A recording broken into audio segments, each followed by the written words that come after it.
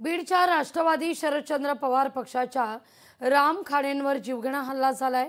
राम खाडेंसह 3 सहकाऱ्यांवर जीवघेणा हल्ला आहे। नगर सोलापूर महामार्गावर मांदळी गावाजवळ ही घटना घडली आहे। राजकीय वैमनस्यातून हल्ला झाल्याचा आरोप आहे। या सगळ्या संदर्भात महबूब शेख यांनी भाष्य केलंय, पाहूया आपण।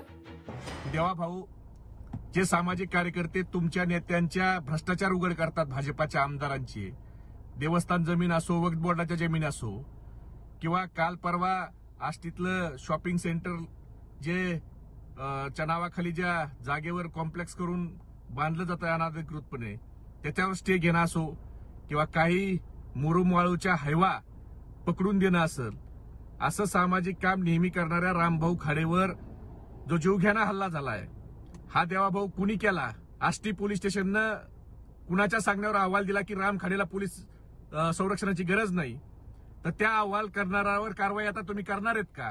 या राम खाडेचा हल्ल्याच्या मागचा मास्टरमाइंड कोण आहे देवाभाऊ, हे तुम्हाला शोधावं लागणार आहे का? तुम्ही तुमचे आमदार कसेही वागले तर त्यांचा भ्रष्टाचार जर तुम्ही उघड केला तर तुम्हाला जीवानीशी जावं लागेल।